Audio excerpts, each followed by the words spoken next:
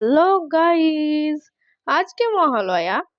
আর মহালয়ার দিনে আমার কিছু খেতে ইচ্ছা করলো মুখরোচক টাইপের। তো আমি আজকে বানাতে চলেছি চটজলদি ইউনিক টাইপের সিঙ্গারা। একদম দোকানের মতন বলতে পারেন, কিংবা দোকানের চেয়েও বেশি সুস্বাদু হবে।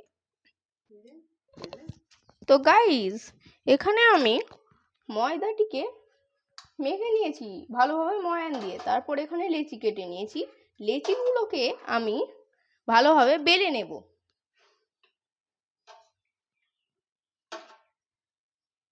এইদিকে বলি, আমি প্রথমে আলুটিকে সিটি দিয়ে সিদ্ধ করে নিয়েছি, দিয়ে ভালোভাবে ভেঙে নিয়েছি।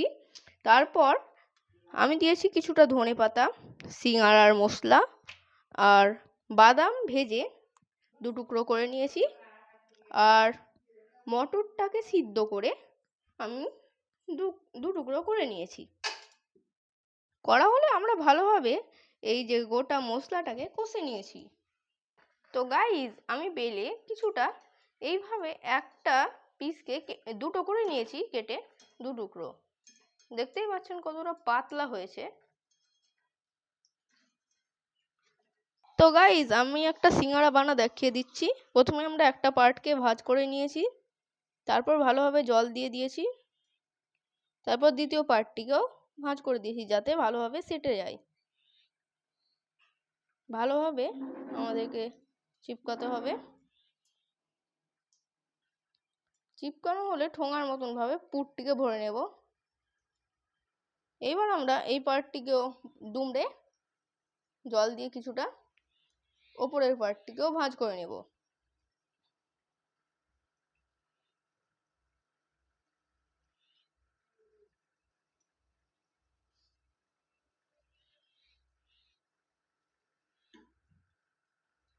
তো গাইজ, আমরা এইভাবে অনেকগুলো করে নিচ্ছি।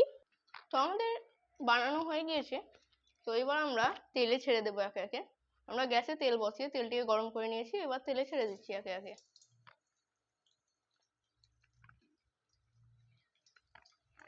গ্যাসটিকে লো ফ্লেমে রেখে সিঙ্গাড়াগুলিকে দীর্ঘ সময় ধরে ভাজতে হবে।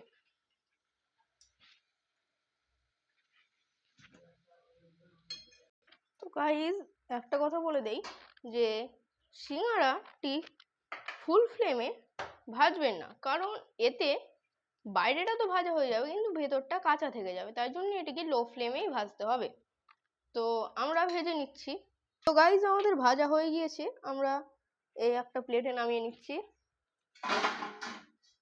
গাইজ, শব্দ শুনেই বুঝতে পারছো হয়তো কতটা ক্রাঞ্চি হয়েছে খেতে। তো আজকের জন্য এতটাই। ভালো লাগলে লাইক সাবস্ক্রাইব করে দেবেন। Tata, bye bye.